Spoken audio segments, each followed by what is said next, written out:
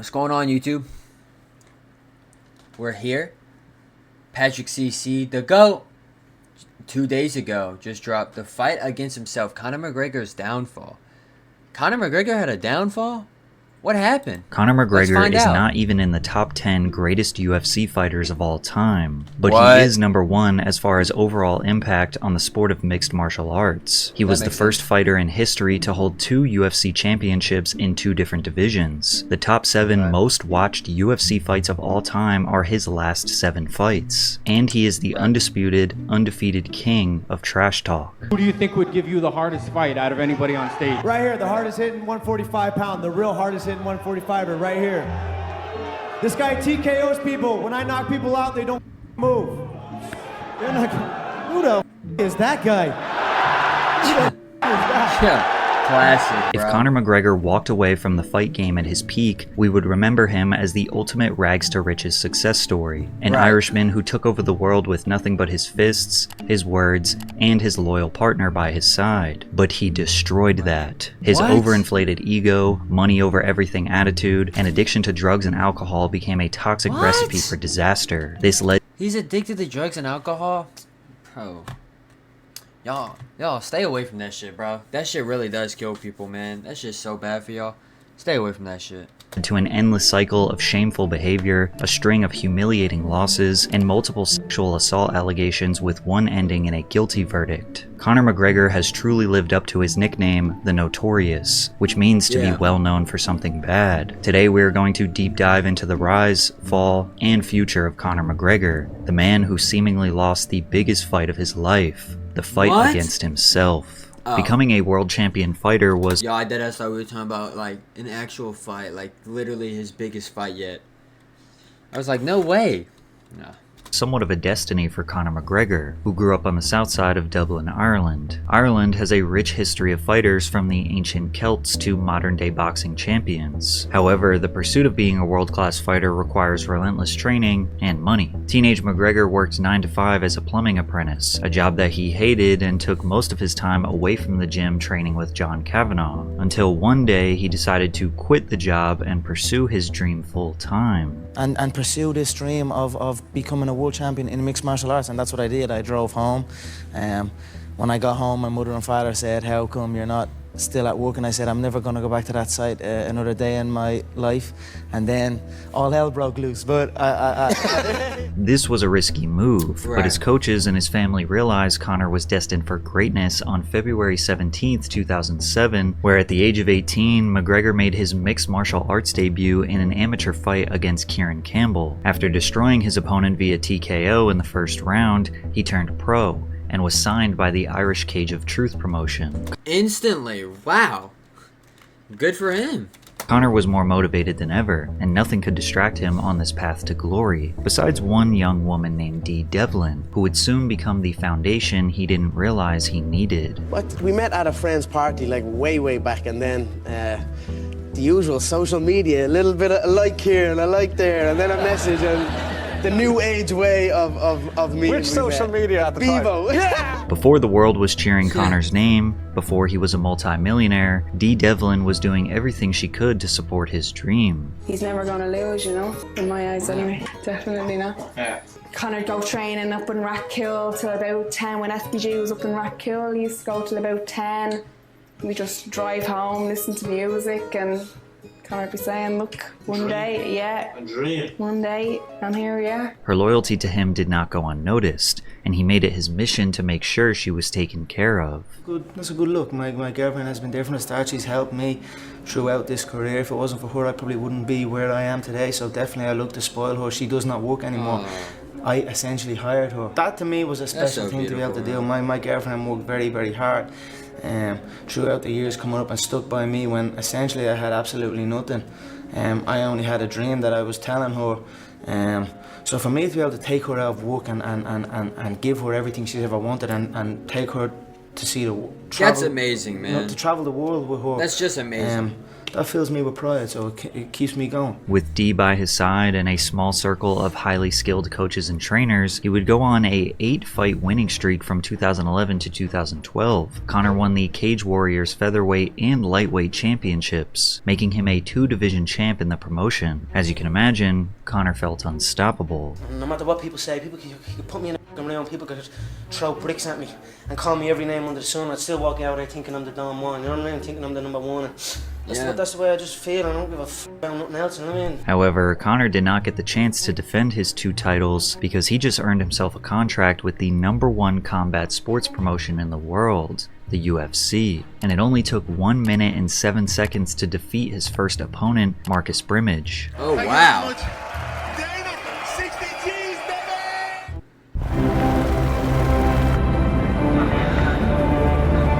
He got 60 grand in a minute.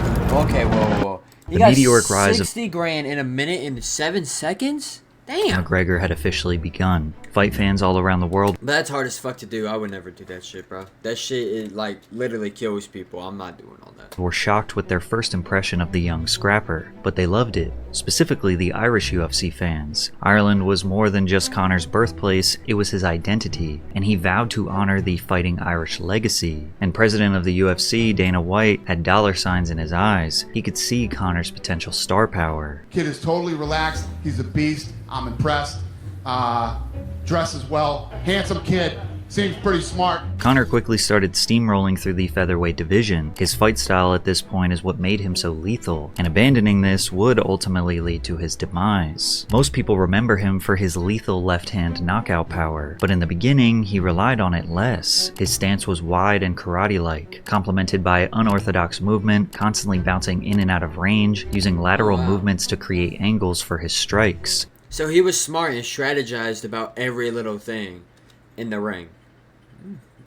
You know, I never really took into account how great of a fighter he really is. He remained light on his feet, which allowed him to quickly deliver spinning back kicks and front snap kicks to the body. Oh, As if that wasn't scary enough, he could read his opponents while remaining calm, seemingly unfazed while standing toe-to-toe with another warrior. But that calm and collected confidence quickly turned into cockiness, specifically around the build-up for his 2014 fight against Dustin Poirier. His weakness is obviously his chin. Don't get me wrong, I like the kid.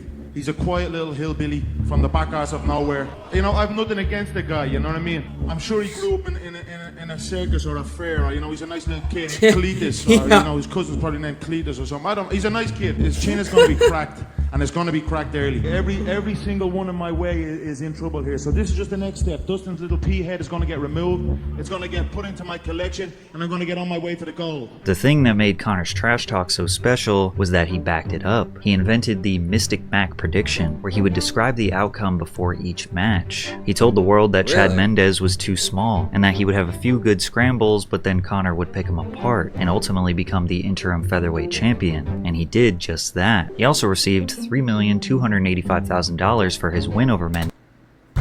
Oh my God. Solidifying a true rags to riches story. When you sign to fight me, it's a celebration. You ring back home, you ring your wife. Baby, we done it. We're rich, baby. Conor McGregor made us rich. Break out the red panties. We're rich, baby. So don't say you would not take that fight, because you would take that fight like everyone else up here would take the fight against me if it was offered, regardless of belts or any of that shit. I'm the money fight in the male shit at all weight divisions, so f*** everybody else up here. But even though the belt was wrapped around his waist, it had an asterisk next to it, as he was technically the interim champ, so his real, undisputed chance at glory would be against Jose Aldo. The UFC 194 press conference was held in Ireland, where not a single person was rooting for Jose. When I got here, it was raining, but I brought the sun with me. Hell, I'm the king of Dublin. I'm not the king of Dublin yet. Yeah, looking at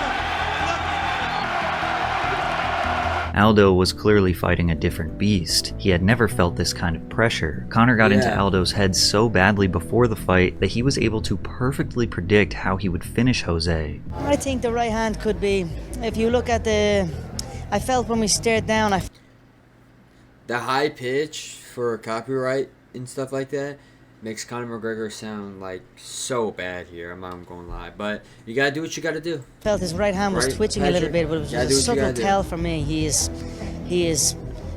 ready to unload that right hand, but I feel that could be a downfall for him if he lets that right hand go. I will not be there. Conor practiced his step-back left-hand counterpunch to Jose Aldo's right hand, and that's exactly what happened in the real fight. In just 13 seconds, Jose threw a right, McGregor stepped back and countered with his left, and knocked out Jose Aldo, officially making him the UFC featherweight champion. The craziest part about this win is that Jose Aldo was undefeated for nearly 7 years straight at this point, successfully defending his title 9 times, only to be made looking like an amateur against McGregor. Conor earned the respect of MMA fans. For those that thought he was all talk, his win against Aldo made it difficult for anyone to argue against him being a world-class fighter. The fact that he was actually lethal, combined with his electricity on the microphone, brought millions of new UFC fans in. His fight against Mendes and Aldo each secured over 1 million pay-per-view buys, earning the UFC about $60 million per fight. But even though he was praised as unstoppable by his fans, some top fighters saw him as a clown, undeserving of the hype.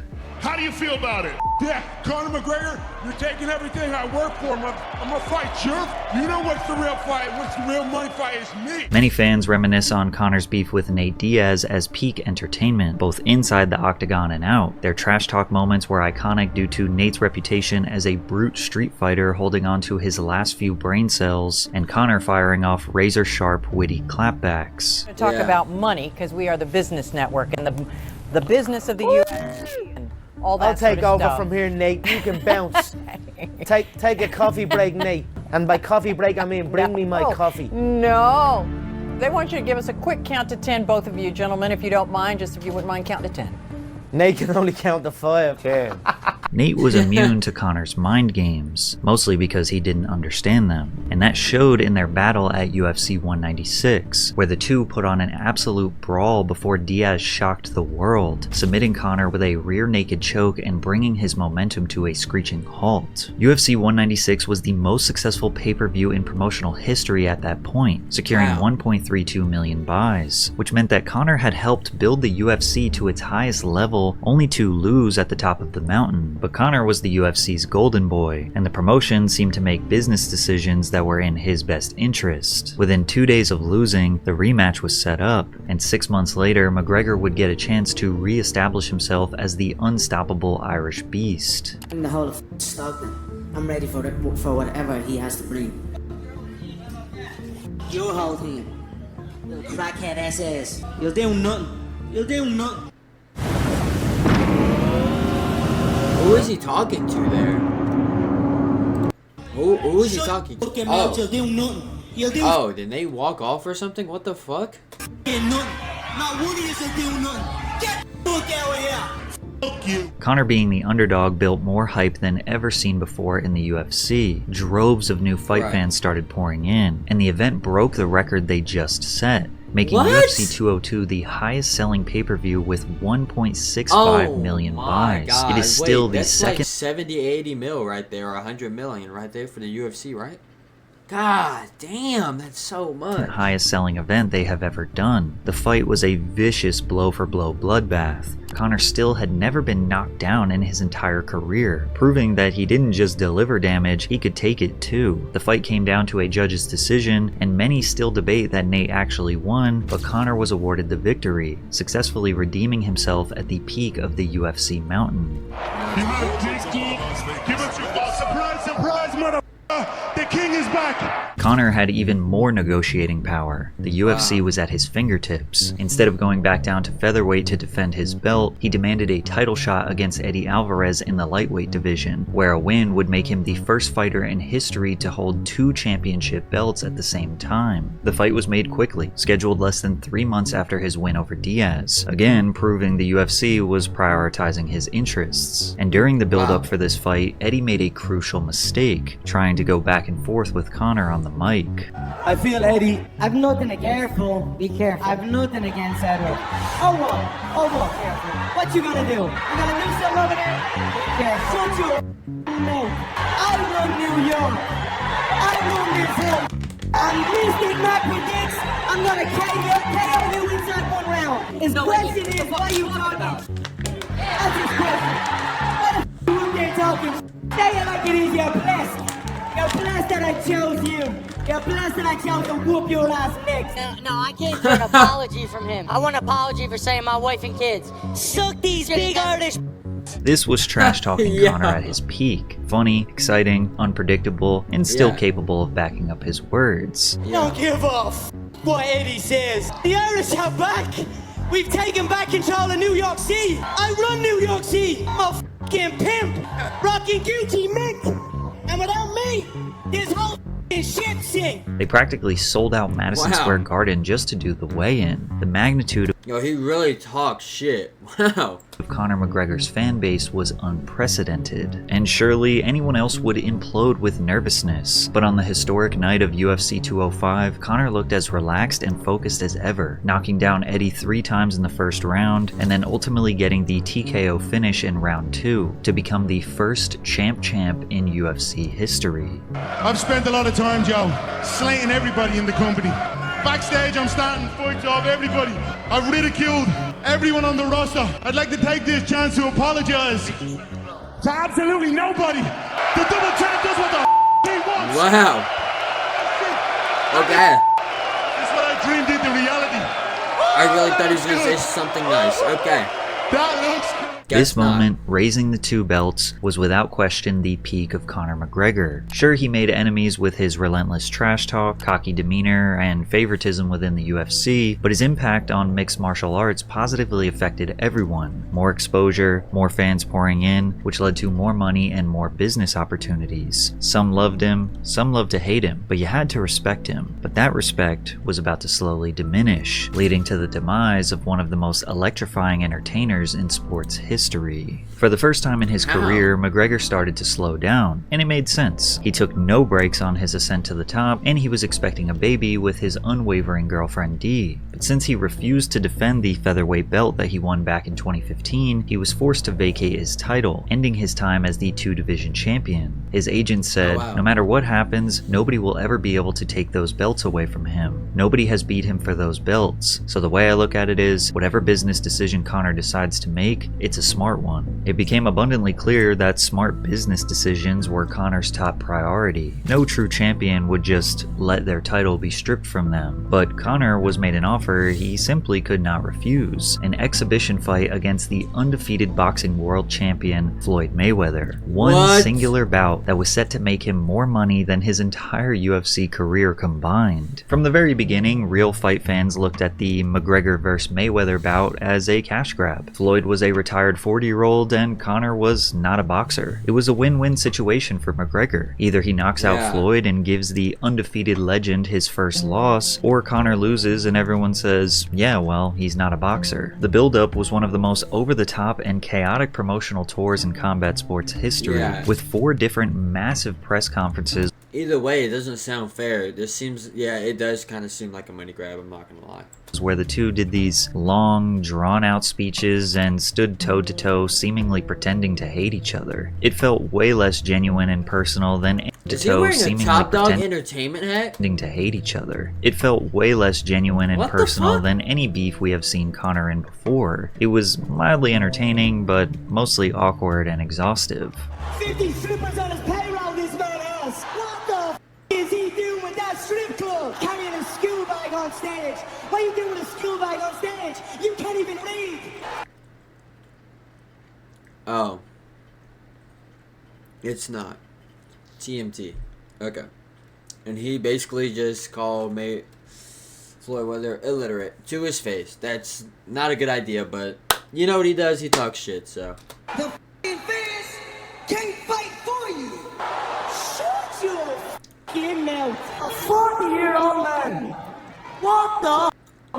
He was wearing high heels yesterday. Despite this being a money play, Conor did take his training seriously, and he did show some impressive boxing prowess against a legend. But realistically, he had no chance in lasting 12 rounds in a different sport, and he was defeated via TKO in the 10th round. Conor never looked happier to lose a fight. That's because he knew he just made history again, but this time, he was set for life. This was the second highest selling pay-per-view in history, with 4.3 million buys, generating over $600 million in revenue. The Nevada State Athletic Commission announced that Mayweather reportedly earned around $300 million in total from the fight, while McGregor earned around $100 million. And on top of that, Conor was announcing his next big business venture that would generate him even more money than the Floyd fight. Introducing Proper Number 12 Irish Apple, a delicious blend of my award-winning tasty Proper Number 12 Irish whiskey. After securing a lifelong fortune and reaching the pinnacle of MMA and boxing, many wondered what Conor would do next. Because if he returned to fight in the UFC, there was only one fight that made sense, and that man was Khabib Nurmagomedov, the undefeated lightweight contender who had a fight style that many felt was too much for Conor to handle. Khabib was the most dominant wrestler the UFC had ever seen. He mauls his opponents until they are exhausted, then goes in for the submission. Conor is a vicious striker whose weakness is in his ground game and cardio. The result predictions were simple. Either Khabib can't handle Conor's lethal strikes, or Conor can't escape Khabib's dominant wrestling. In the beginning of 2018, Conor was stripped of his other belt, the UFC lightweight title, due to inactivity. It had been 2 years since his last fight, and he was preventing guys like Khabib from getting a shot at the belt. Additionally, an unexpected personal rivalry formed between the two after Khabib pressed one of Conor's friends,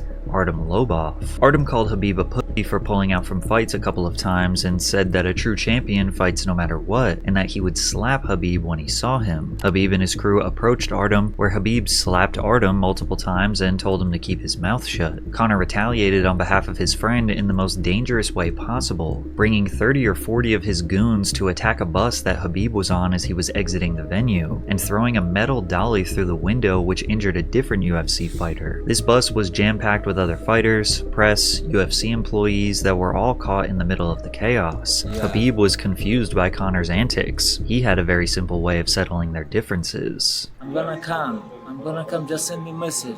Of course they know a lot of security here, media, it's gonna be big, you understand, they come with 30 people. Come here, send me a message, like location, I'm gonna come, whatever you want, doesn't matter, Ireland, New York, Brooklyn or Moscow, doesn't matter. Tell me, where? A warrant was issued for McGregor's arrest, and he turned himself into the authorities later that day, with charges of assault and criminal mischief being pressed. It ended with a mere slap on the wrist, a $50,000 fine, and the right to travel freely after bail. You're the guy with the gun, the person who would do anything to protect the ones you love. But did you know you could... Dana White described McGregor's actions as the most disgusting thing in UFC's history. Dana, he's going to jail. Most disgusting thing ever happened in the UFC. Also Dana, let's promo the shit out of this and book Conor Khabib ASAP with Conor's whiskey brand being the sponsor. Khabib was hungry for the fight against Conor. His management said, he doesn't like the guy, we don't like the guy, we don't like his team, and we don't like what he represents. Khabib was a different type of beast. He didn't care about the hype, he was not interested in talking or Conor's antics. He just wanted to fight. We have to make him humble. You know Conor's in New York right now, right? Like, what happens if the two of you see each other on the street? Fight. Fight in the street? Fight, of course. Not for money, just to fight? Of course, we're gonna fight. Who wins a street fight, you or Conor? No, I never always fight in this. No matter where it is, you're gonna... How many times he tap? His tap machine. You know, if we're gonna meet somewhere, we're gonna fight 100%. Conor, on the other hand, was the most obnoxious we had ever seen him, which was likely due in part to the alcohol consumption. It's shooting the boss's birthday! I'm not underestimating. Here's a card for you down a proper as well. Happy birthday, like, shooting the boss. I don't drink. Why don't you drink? I don't drink. Why don't you drink? I never drink. You're mad backwards. Yeah, dick when I get me hands on you, do you hear me? All drinking, me and the Irish Boston animal Dana was the OG of the fight game. Conor was trying to play psychological games with Khabib, insulting his father, his country, his religion, desperately trying to get a rise out of Khabib. I never want to take picture with someone, doesn't matter, it's president. Are you disrespecting your president Vladimir Putin? No, why not? Are you disrespecting your president Vladimir Putin? No. Explain what you mean. Are you disrespecting Okay, I'm gonna president? explain. Sit. I'm gonna explain. friend. Fake rap. About Like I about said, picture. fake respect out of fear. Okay, That's all about these picture. men are known for. They were chased from the land to the edge of cliffs. My family, my bloodline, the McGregor clan, we stood and we fought. We fought the English Empire. So much so that our name was banished for 100 years by King James at the time. Okay, why you guys change your language? Shut your mouth. You guys have your own language. What's wrong with you? No matter what type of spectacle Conor tried to make, Khabib's direct, straightforward energy just made Conor look foolish. For me, this is more than defend my title. You know, for me, it's personal. Honestly, for me, it's personal. Yet, despite Conor's antics, he was clearly the fan favorite, as thousands of boos rained from above anytime Khabib spoke. First of all, I want to say, Alhamdulillah, God gave me everything. Alhamdulillah. I know you got this, you don't like this. Tomorrow night, I'm gonna smash your boy, guys.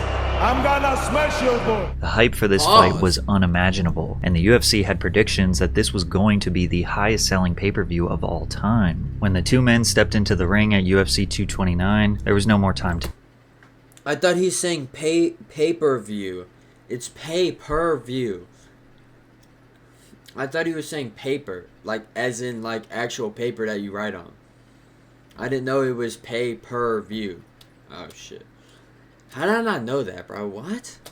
talk. Conor did press forward in the beginning, but he came in flat-footed, anticipating Khabib's takedowns. He was absolutely mauled in the first 2 rounds, with Khabib nearly TKOing him. Conor was breathing heavy, exhausted, looking like he was regretting every bit of trash talk. Some argue he actually won the 3rd round, but it's only likely because Khabib was resting. At the end of round 3, Khabib said, "Let's talk now," and Conor replied, "It's only business," which Khabib interpreted as him waving a white flag, a sign of weakness, begging and pleading for his life. Ultimately, Khabib decided to finally finish this thing and submitted Conor via neck crank in the 4th round. He said he would make Conor tap, and that's exactly what he did. Then, all hell broke loose. Khabib jumped out of the cage after the bell and attacked Conor's team. Then Khabib's team jumped in the ring and sucker punched Conor. We knew this fight was personal, but we didn't know it would get this bad. Khabib was acting out of character, and his behavior was heavily demonized by the UFC, resulting in a $2 million fine. Then again, Conor constantly did the same things, if not worse, but it was used as promotion. As Conor arrived back to the locker room, he burst into tears. He didn't just lose, he got absolutely demolished, and he made a fool of himself along the way. Can you describe the emotions after a loss like that? You know, it stings real bad, but this is the fight business. I've been on the end of many defeats in my life, and I've rose back, so I'll not shy away from it. I will not make excuses for it. I will assess it and come back. I am gonna make him humble. I am gonna teach him respect. He stood by his words. Khabib, the true champ. This fight broke the UFC all-time pay-per-view record at 2.4 million buys, and it's hard to see anything topping those numbers anytime soon. If Conor won, he could have easily retired and be considered one of the greatest of all time, but he was only 30, and retiring at a loss could not be the end of his legacy, not the illustrious champ, larger-than-life hero image he crafted for himself. But how was he going to compete against other UFC lightweights? Khabib exposed his weaknesses. His cardio was substandard, making him unable to go hard into the 3rd, 4th, and 5th rounds. He was sleeping in silk pajamas and driving Maybachs. Other guys were hungry, begging for a shot. And on top of all of that, he was focused on developing proper 12, which took his free time away from the gym and into the bar. You can imagine all these destructive thoughts constantly racing through Conor's head while he tried to bury them with bottles of whiskey. Conor took to Twitter to announce he was retiring from MMA. Many were unsure if this was a negotiating tactic or a revelation from his devastating loss. But then, 24 hours later, it was revealed that McGregor came under investigation for sexual assault in Dublin. And although this didn't lead to an arrest, nor did many of his fans believe the allegations were true, this wouldn't be the last time he gets accused of this same deplorable behavior. McGregor was then caught on camera sucker punching an old man in a pub. The story behind the attack was never truly revealed, only assumptions were made by assessing the clip without audio, but there is no justification for a pro fighter to sucker punch anyone, let alone an old man. Conor also smacked a man's phone for filming him, then stomping on it until it crumbled to pieces. McGregor was arrested on charges of felony strong-armed robbery and criminal mischief. MMA fighters have spent decades trying to prove to the world that their sport is one of honor, class, and grace, and that all fighters are not simply street thugs. It's understandable to put on a character and act like a thug to sell a fight. It's another to actually be one in the streets towards people who are not a real threat. As if it couldn't get any worse, McGregor faced his second sexual assault allegation relating to a complaint that a woman in her 20s was sexually assaulted in a vehicle parked outside a Dublin pub. Conor's team tried to express that it was nothing more than rumors, but these strings of controversies were starting to seriously impact his reputation. Seemingly in an effort to gain some positive press, he came out of retirement to fight Donald Cerrone. Donald was a journeyman, currently on a 2-fight loss streak at nearly 40 years old. Many saw it as an easy win for Conor to gain back the spotlight, and in the press conferences he sported a demeanor that we hadn't seen in a long time. You know, he's become a family man. Obviously you've seen him compete so many times. It's hard not to respect Donald right now at this stage, and he has my respect. And although there will be blood spilled on January 18th, it will not be bad blood. UFC 246 was another electrifying Conor McGregor fight. Wow, he wasn't shit talking that time. That is crazy. Finishing Cerrone by TKO in just 40 seconds. Conor fans thought he was back, as the Irish Beast came out in the post-fight interview taunting anyone who dared to fight him, only for him to once again announce his retirement on Twitter. Oddly enough, if he did retire here, it could have been seen as a graceful exit, a nice comeback victory where he showed class throughout the whole process, but something would draw him back to the octagon. Conor also finally announced his engagement with his longtime partner Dee Devlin. She stood by his side through all the highs and lows, from rags to riches, and now they finally felt it was time to tie the knot. And just like the last time he made some surprising life updates, shortly after came accusations. Conor was arrested on suspicion of indecent exposure and attempted sexual assault in France. AFP Sports stated, McGregor was the subject of a hearing by the police, where he vigorously denies any accusations of misconduct. He has been interviewed and released. After an investigation conducted by French authorities, TMZ obtained a document from French prosecutors declaring that they didn't find enough evidence to move forward with a case against McGregor. Whether it be genuine false allegations or his own reckless behavior, he could not escape the negative publicity, and it almost started to look like the UFC acted as therapy or a PR campaign to restore his reputation. McGregor decided to once again enter the cage, this time against Dustin Poirier, and again he came in with a humble, respectful attitude. After that loss, many years ago, he rose up, became champion. He's given so much back. I'm honoured to share this octagon with this man. I know we have this competitive fire, and it's still there. There's still that, you know, denying that. We have a clash, and it's going to be a good firework-filled. Conor McGregor wears glasses? About the respect is crazy admirable for this man from I didn't think Don't want to make it seem like we're up here giving each other back massages, but Conor's, I just want to clear the air. Conor's team, McGregor Sports Entertainment, did reach out to my foundation, the donation to the Kid Fight Foundation, and we have huge plans for that. So Conor, man to man. Pleasure, brother, my pleasure. You're going to help a lot of people with that. Those who didn't know what was going on behind the scenes just felt that Conor was being a gentleman. Others like to remind everyone that Khabib said he would humble him, but it was refreshing to see a more subdued and honest McGregor. Unfortunately, it didn't help his competitive edge. Dustin Poirier chipped away at Conor's front leg with brutal calf kicks. This hurt his mobility, stability, which left his face wide open. Dustin let his heavy hands fly and became the first opponent to ever TKO Conor in the UFC. This challenged the idea that Conor is one of the best strikers ever in the game, as he just got outstruck. Despite Conor losing the fight, he definitely didn't lose his ability to draw pay-per-views. The Cerrone fight and the Poirier fight still land in UFC's top 5 highest earning fights of all time, so they were still willing to do whatever was in Conor's best interest, and he wanted that rematch with Dustin Poirier, except this time, he was back to his old ways. Boxing that opens up cat. You get walked like a dog in that octagon on Saturday night. Your wife is your husband. Joe Lee's wife. Joe Lee's wife. You little activity. You used to be a lot better than that, man. A great focus on the opponent on the scales.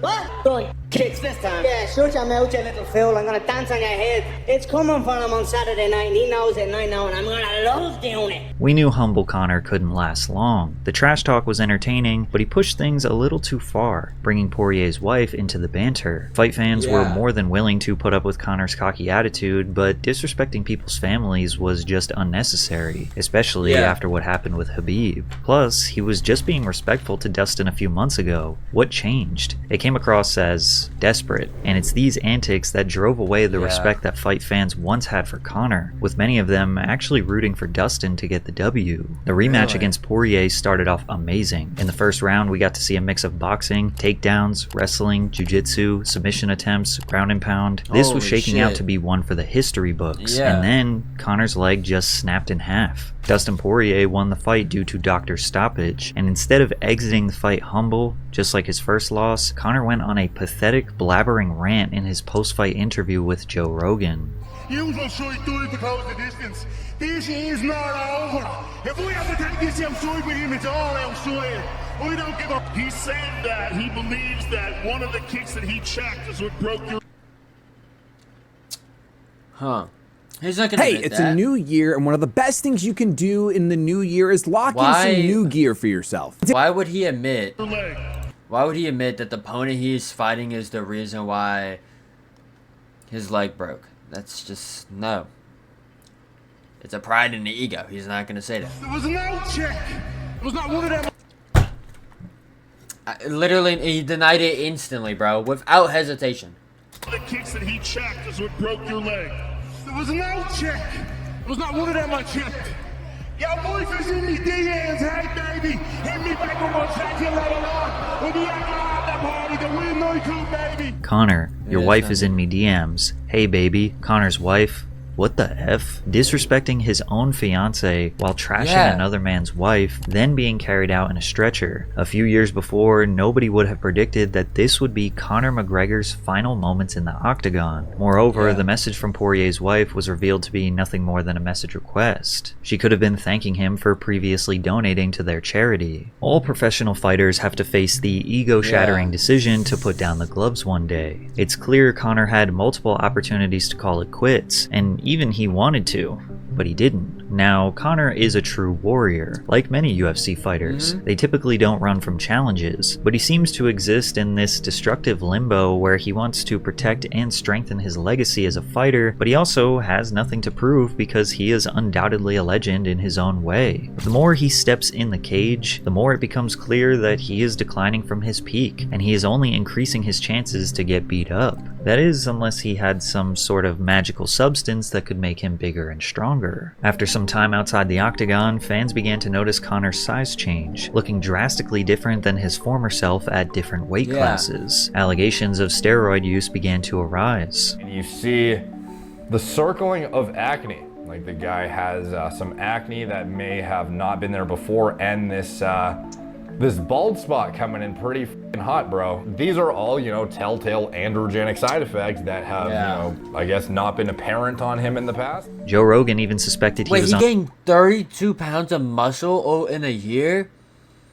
I mean, it's possible, but the way he was his whole career, he was like lightweight. He wasn't like crazy muscular, you know what I'm saying? On gear by saying, looks like his piss would melt that USADA cup. USADA is the organization responsible for overseeing the UFC's anti-doping program, conducting drug testing, and enforcing policies to ensure a fair and clean competition. According to the UFC's anti-doping website, Conor McGregor was not tested during the year of 2022, and Conor basically admitted to using substances in a tweet where he wrote, "Everything was fully disclosed before I began. The state of allowance for athletes to recover from injuries as horrific as the one I overcame must be assessed." Conor was using steroids, but many fans didn't care because he was doing it for injury recovery and he was not fighting competitively. However, it was the other substances he used that seemed to take control over his life. Just take a look at this clip where he cannot finish a Why did it look like one arm was bigger than the other? Am I tripping? Use that seemed to take control over his life.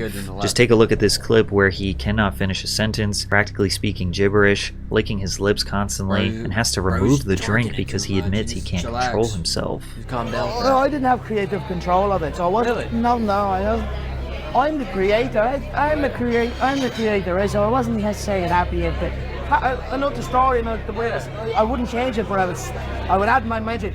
And the fact that my adding of the magic wasn't, kind of torn away on when it I got no idea what the fuck he's saying, bro. Is he drunk? was not supposed to be. I felt a bit led into it, to be honest. But I'm happy how it went. It is what it is. And onwards we go. It's another one. I have 4 of them now.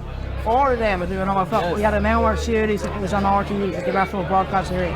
Then with the 6-part series, and then with the movie, red carpet, cinemas, Netflix. Come here, swap this out, or swap this. I'm not that strong, lads. I'm a strong lad, but I want to train later on, so I want to hold it. And I'm going to drink 10 of them tomorrow. Anyone give me a thumbs up? Yeah, okay, Paul.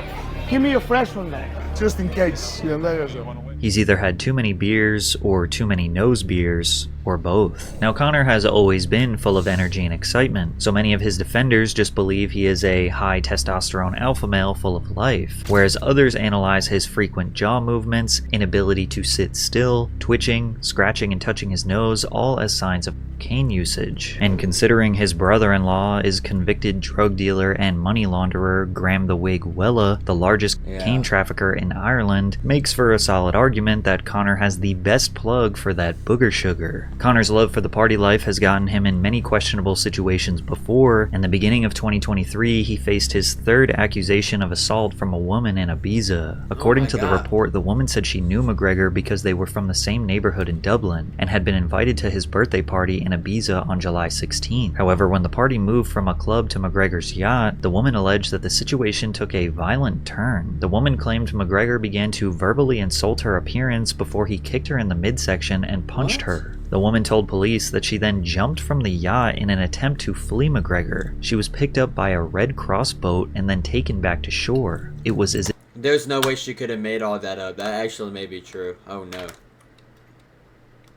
Oh no, man. he was possessed. I knew that I had to get off the boat because I thought he was going to kill me. The situation sounded like something straight out of a horror movie, and it was followed up by his 4th assault allegation. On June 9th, 2023, Conor McGregor attended the Miami Heat basketball game when he was asked to do a boxing skit with the mascot, but Conor proceeded to absolutely level the man with a vicious left hand, nearly knocking him unconscious before he stood over top and delivered another devastating blow. The man in the suit was knocked out and taken to the hospital. That very same night, in the same venue, McGregor was accused of assaulting a woman in the bathroom. According to the alleged victim, McGregor violently forced himself on her in a VIP men's bathroom at KCA Center. She said that McGregor aggressively kissed her before also attempting to force her into multiple X acts. She then took it one step further, pointing the finger at the Miami Heat and NBA security for aiding McGregor in the attack by separating her from her friend and forcing her into the bathroom. A video was released of the incident where it looks like Conor comes out, holds out his hand, and she grabs his hand as they consensually go into the bathroom surrounded by security. And they were also seen chatting with each other at a party. Conor vehemently denied the allegations. After a thorough investigation, including a review of videos and interviews with eyewitnesses, the authorities have concluded that there is no case to pursue against Conor McGregor. After successfully beating every case and allegation, many people believe that Conor is just a target of others looking for a payday. But there is one common denominator with all of these controversies: the party life. Conor has said it himself. If he's not busy, that would be destructive to his life. I like to be kept busy. It keeps me in check. It keeps me in line. If I was not busy with everything at my disposal, that could potentially be dangerous, that could be catastrophic. Without fighting in the octagon, Conor keeps himself busy through his business ventures in Proper 12, Forged Irish Stout, McGregor Fast, the Mac Life Media Company, Title Sports Therapy, the list goes on. Unfortunately, his ventures rely on him to just sort of be the face of the company, be social, and be the champ, not necessarily worry about the day-to-day operations, which clearly leads him to late-night celebrations constantly. Conor has 4 children and a fiance. I don't think anyone is expecting him to be a stay-at-home dad, and I don't think anyone is blaming him for wanting to enjoy the fruits of his labor. He earned it, but it seriously seems to be taking a toll on him, which was evident during the promotion of his movie Roadhouse alongside Jake Gyllenhaal. Jake's a consummate professional, 75 movies made. I'm blessed to have entered into the movie alongside him. He has 75 movies made. I have 75. Yo, why does he keep shrugging his shoulders and, looking down and stopping after every few words? urge. Like, come on, The bro. bar fight's made. And that's it. Conor is literally involuntary spasming here from drugs / after come down. I've had this. He definitely just did a huge sesh of hard drugs. Another video of him went viral for his tweaking and twitching. What can you tell us about your acting debut? Obviously, it's your first experience. Hard work, but you know, we got it done. It's in the bank for life. You know, you put something in the bank, maybe it's not going to be there for life. You might spend it. This baby is in there for life, and I'm ecstatic about that. And it seems like every other day we are seeing a new Conor video where he displays excessive energy, agitation, and having a short attention span. Yeah! Floyd, you little you're right, you're doing bad conversations, trying to get a boxing match at 155. I grab him by the scruff of the chest and slap that little nose off him, yeah? Little ding-dong of a thing he is, yeah? Why is everyone spiraling Bro, over unsuitable what is ads? going on? Just download Pi and you'll never have to see another ad again. This Chrome extension. Joe Rogan explained what might be Conor's mindset perfectly. So you've got consistent trauma to your dome over and over and over again. And then you get a little bit of coke, and you're feeling good again. I bet, you know, you get addicted to it. And the guy obviously likes extreme things, right? Which is why he's such a great fighter. They're wild people. That's why John Jones likes too. They're wild people. Fighters are borderline insane. They crave the energetic, adrenaline-filled lifestyle of nearly dying inside of a cage. It's been well over 3 years since Conor last fought, and although he was kind of a maniac when he was preparing for his matches, he was a lot more composed than he is now. It seems like he is getting his fix that he used to get from fighting from his indulgent lifestyle, and it may have permanently destroyed his fighting career. His 2024 bout against Michael Chandler was delayed for a year before being officially announced with a card and a date, and then cancelled due to Conor breaking his toe. This has led to theories that the UFC is locking him up in his contract, which requires him to fight 2 more matches, and refusing to let him complete them. But why? We already know he is a guaranteed big money draw, so it can't be that. The only logical explanation is that he has drifted too far down the slopes, that he is unfit or unwilling to stay disciplined and sober throughout an entire 6 to 8 month fight camp. Perhaps he wants to just go on and fight Logan Paul like he announced on Twitter, or fight Manny Pacquiao, or do some other worthless exhibition that will bring in hundreds of millions of dollars and barely forces him to focus on a real training camp. Now, it would be a terrible business move for the UFC to just go and let him make money for someone else, which leaves him at a standstill, bend to the knee of Dana White, or never fight again and fill the adrenaline void with this destructive lifestyle. And as if all of this couldn't have gotten any worse, Conor McGregor was found guilty in civil court of sexual assault in the form of R-word. According to the official record, the alleged assailants were Conor McGregor and his friend, James Lawrence. The alleged victim was Nikita Hand. The alleged assault took place in December of 2018 after Conor's loss to Khabib. In 2019, Nikita Hand tried to pursue a criminal case. Are we sure it's her? Are we sure?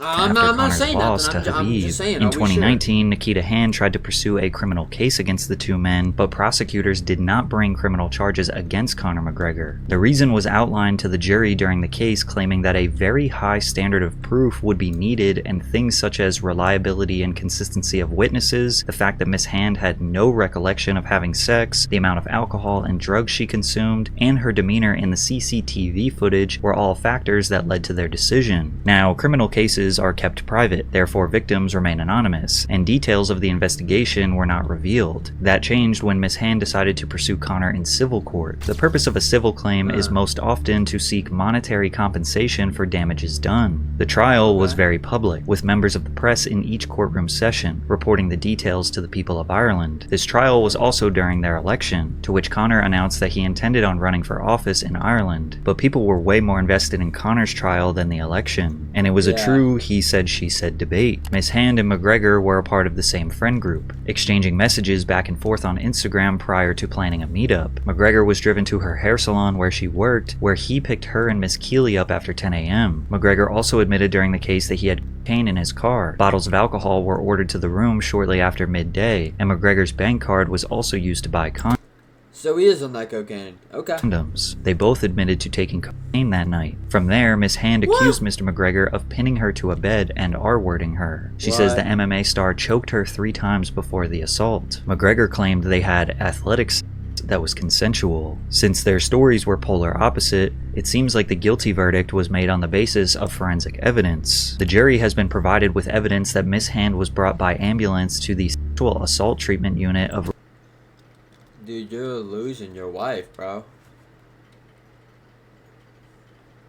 Your wife is gonna leave you, bro. You had everything and she was loyal and you did go and do this, or maybe you didn't. Rotunda Hospital around 9:30 a.m. the following day in a terrifying... It literally says guilty at the bottom. State and with extensive bruising all over her body. A general practitioner testified that internal bruising on her neck was consistent with Miss Hand's account. There has also been evidence that a tampon was wedged so far inside Miss Hand that it had to be removed with a forceps at the hospital. Conor's defense brought Dr. Farnan as a witness, claiming that bruises would take 24 to 48 hours to come up, and that they also can appear in a slightly different position to the trauma, can change in size and shape, and can change in color. The doctor also claimed that women having sex with a tampon in is a very common event, or many women forget that they are wearing one. The jury consisted of 8 women and 4 men, who listened to a multi-day long testimony of Nikita recounting her horrific experience and Conor defending himself, ultimately finding him guilty of sexual assault and the civil court awarding her damages of nearly 250,000 euros. I want to show Freya and every other girl and boy that you can stand up for yourself if something happens to you, no matter who the person is, and justice will be served. After the trial, Conor tweeted, "Nikita Hand, vicious liar, appeal," and then went on to announce plans to appeal the outcome. Without accepting the guilty verdict, McGregor did concede to his infidelity, stating, "I should have never stepped out on the woman I love most in the world. That's all on me. I can't go back and I will move forward. I am beyond grateful to my family, friends, and supporters all over the world who have stayed by my side." 1 month You cheated on your wife, dog. before he tweeted this, a video went viral of him grabbing a woman's hair to dance with her while his fiancée was standing directly next to him, using this as proof that he has gotten so used to the party life and cheating on the mother of his 4 children. And if you thought this was the final straw for Dee, you'd be mistaken. She is still standing by Conor's side. She did not agree with his guilty verdict and wrote in an Instagram story, "Imagine a woman with her own boyfriend and child texting provocative photos of herself to another woman's man with a family and child on the way. I look forward to the day the world will see the footage of you on that night and the carry on of you. Not a bother on you, having the time of your life. This is the real evidence. My sons will be warned women like you exist in the world." At one point, people felt bad for Dee, sticking by Conor's side while he ruthlessly cheats on her. Now many see her as an enabler and a victim blamer, sticking around for Conor's money since they are not married and she would not be entitled to half if they separated, as de facto partners are not entitled to much like they are. They're not even married? They're still engaged? Oh, shit.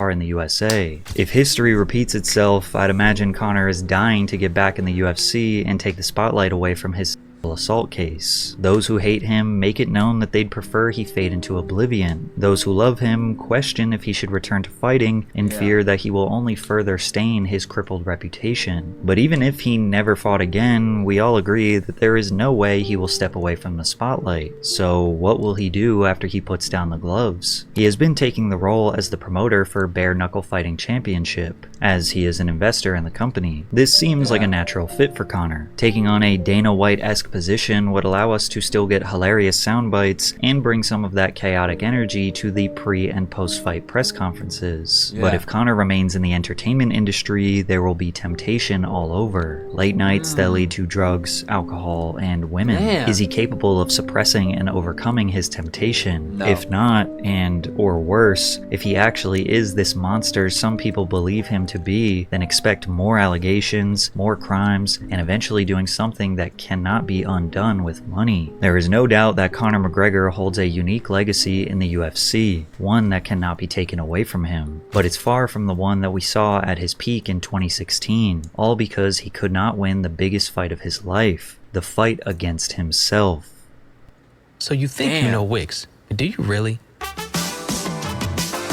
First up, we've got Shake. Damn, that's just so sad, bro. I hope Conor McGregor finds himself.